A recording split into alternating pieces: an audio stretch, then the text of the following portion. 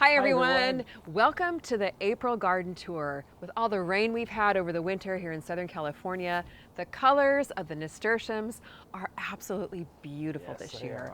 They're popping, and we want to give you a garden tour today before the weather warms up, the colors fade, and we also want to share with you some of the changes we're making in the garden that we're really excited about. Yeah, we've been doing a lot of cleanup back here. Yes, we have, and we're excited to have you join us as we walk around today. One of my favorite parts of the spring garden are the nasturtiums. Every year they're beautiful, but this year they are particularly stunning.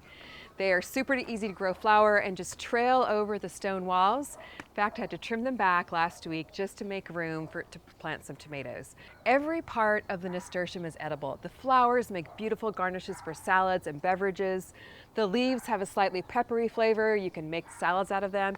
Even the seeds you can pickle for capers. And the cool thing is, once you pull them out, after they fade in 80-degree temperatures, they drop their seeds everywhere and reseed like crazy year after year. And they attract the bees like crazy. So if you live in an area where it's still cool, under 75 degrees, get some nasturtiums planted. You'll absolutely love them. Unfortunately, the nasturtiums will probably only last a few more weeks as the weather's heating up, but I've already got some seeds for red profusion zinnias started in the house, which I'll replace when I pull the nasturtiums out. And you can grab nasturtiums in my Bring on the Pollinators Cool Season Flower collection. I know you're gonna love it. Now for one of the big changes that we've made. Big change. Notice what's missing? We pulled out the cattle panel and a raised bed here. We wanted to do something different. We were kind of ready for a change. You can go back and watch the video of when we pulled that out. And we're going to be replacing it with a surprise. So stay tuned for that. We'll be bringing you that video very soon. Now over here on the Smart Pots deck, we definitely need to be making some repairs. And let me show you what I mean. The deck is actually starting to sag in the middle because of the weight of all the soil in the containers. So I haven't planted a lot in here yet. So stay tuned for that. We're figuring out a solution and we've got something in store for you. Yes, this is actually going to become a project because we're going to have to take apart that deck, put in some new supports underneath, reinforce it, and then put everything back. So that should be a fun one, and we will make a video about that. Yes, we're going to enjoy that, but for now the nasturtiums are starting to spill over, and the strawberries that we woke up a few weeks ago in that video are doing really well. Lots of blooms, and they are just growing like crazy, and even a lot of little strawberries starting to come on. So very excited to be harvesting strawberries very soon. Because of all the overgrowth and all the rain, I trimmed the bottom of our trees here, and it looks so nice now. We're so happy with that look. It does. We're excited for things to fill in, give us a wall of green behind here. But with the winter time, there was so much cleanup. We were probably 6 inches deep in leaves. So we raked all the leaves, put them in a big compost sack so we can use them for mulch, and then laid down some cedar wood chips all along the back of the fence. Looks so pretty, really gives the yard a finished look. And the great thing about cedar chips is that they're naturally pest repellent. So that's a little added benefit to that too. Because of the cold winter we had here in Southern California, I'm about a month behind in my spring planting, but that's okay. It's not a race. It's all about enjoying your time in the garden. So normally I get my peppers in around the first day of spring. I just got them planted about a week ago or so. Cleaned out the fountain planter. There was lots of dead plants in here. Planted some beautiful little pepper plants, which I started from seed indoors. And then along the back here, I'm gonna have a wall of flowers. So I planted a whole bunch of the California giant zinnias from my zinnia seed collection. And I also laid down some seeds for purple coneflower, which is a perennial flower, beautiful purple flower, which attracts the bees like crazy. So we'll have the pepper garden here and a pollinator paradise in the back. But until the warm weather flowers bloom in the back, we still have some cool weather flowers growing. These are calendula, which are an absolutely stunning cool weather flower. Love temperatures under 75 degrees. They're also edible. You can use them for medicinal purposes, but I love to just enjoy the blooms. One thing about calendulas and about nasturtiums is that they are a great trap crop. And what that means is they attract aphids. I think this one here has a whole bunch of little aphids on here. And that way it keeps the aphids off your other plants. So if you have some plants that you really don't want the aphids to attack, like the brassicas, kale, broccoli, that type of thing. Interplant calentulas and nasturtiums to keep them away from your edible crops. I think the colors are gorgeous.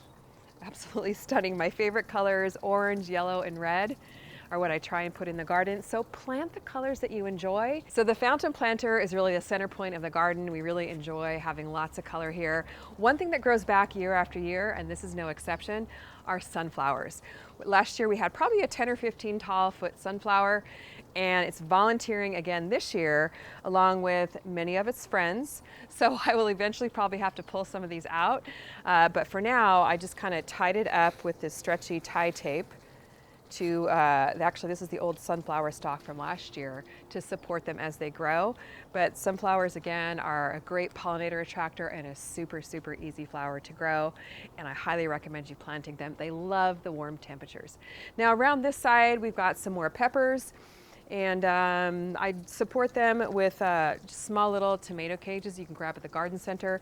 Painted a couple of them just to give a nice little splash of color. So definitely your peppers need some support as they grow because they get loaded down with fruit. Now here on the hill, the past couple of years, we've been getting a ton of shade from 2 trees right here. So we actually decided to take those trees down to allow us to grow more vegetables on the hill. With the rain, there were a ton of weeds. So we've been doing a lot of weeding and cleaning out of garden beds. Haven't quite got to the herb garden yet. Still full of weeds. Yes, CaliKim does have weeds, but we cleaned out all this here and planted some tomatoes. I've got 3 tomatoes planted on the hill, so really excited to have a lot more sun this year to be able to grow a ton of tomatoes. Now I did want to leave an arch here, and I actually installed a new sturdy arch. The arch we had over the past couple of years kept falling over when it got loaded down with plants. So we grabbed this one on Amazon. I'll put a link below if you want to pick one up too. It's really pretty, nice and sturdy. It's got some really pretty flowers over here that'll kind of trail up the sides. And I planted my favorite bean of all time, scarlet runner bean. The beautiful red flowers the hummingbirds love, and the beans are absolutely delicious. So right now I just planted some seeds, so we'll probably be harvesting those in about 6 weeks. But we did take out some of the archways that we had over the steps.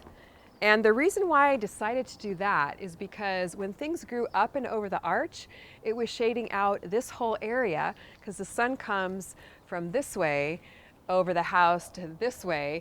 So all these plants here were getting completely shaded out, and I really wanted to grow more tomatoes this year on the hill. So I think it kind of gives it a nice clean look, and I really like the fact that we've already got 3 tomatoes planted and growing. I really like it too because it really opens up the view here on this hill, and it's a nice clear shot and scope and scape of the backyard. Now a garden is always a work in progress, and I'm waiting for the nasturtiums to kind of fade, and then I'll get the cucumbers planted in here, some watermelon planted in here. The chard will be pruned back and it will regrow. If you've got chard and kale, once it bolts here and starts to flower, you can cut it back at the base, it will regrow. You'll have lots of greens because they love the summer heat. Now my smart pots here are great for the power producers and the greens. So we did a power producer video a couple of weeks ago. We've got cucumbers, we've got beans over here that are going to produce like crazy, and then a little salad station. Love the little shorty for the salad station, 3 feet long. It's perfect to grow your salad greens. We've got some kale, we've got some spinach, and I have it covered with tulle because the bunnies and the squirrels love to come and pick up all the greens. Now here we've got some greens that are bolting in the heat, was lettuce and chard. This will be pulled out and planted in its place. I have no idea yet, but we'll figure that out as we go. It's always fun to kind of make changes in the garden and get inspired by whatever plants you might have growing. And I'll show you my little grow station in just a moment. So hopefully by walking around the garden with us today, you get some inspiration and some encouragement to grow, harvest, and eat your own garden grocery store.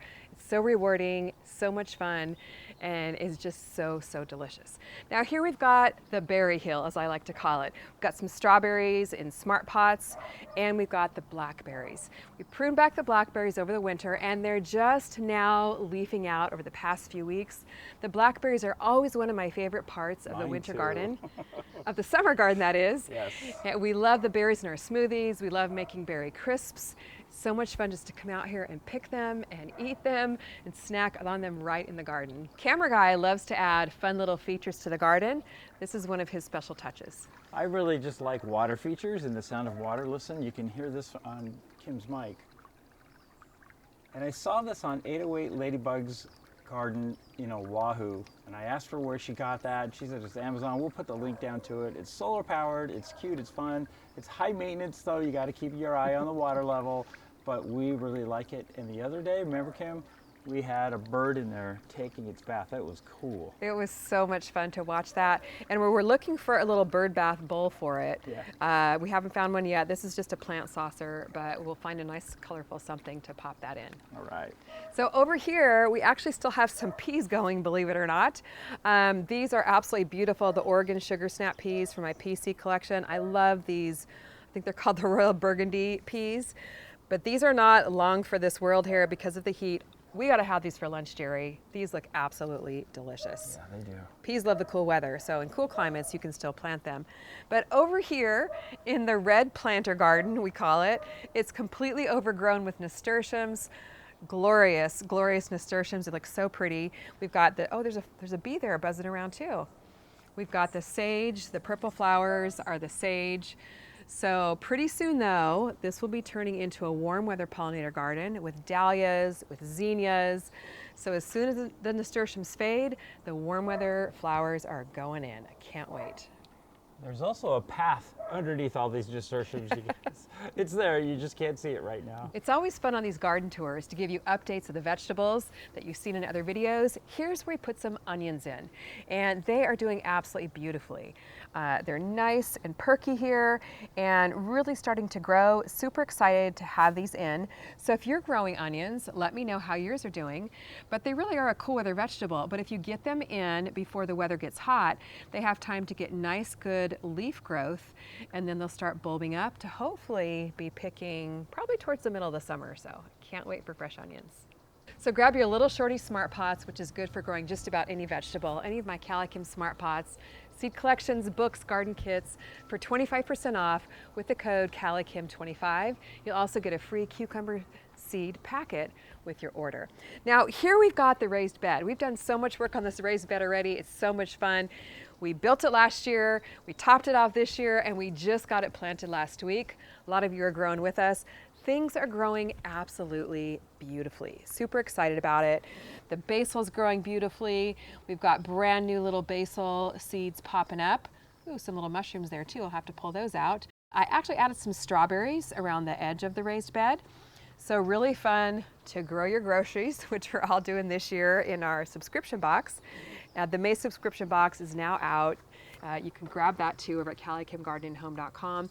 But there's all kinds of fun things growing under here. It's so much fun to see all the little leafy greens popping out. This is endive. The cucumbers are growing beautifully. New little cucumber seedlings popping out.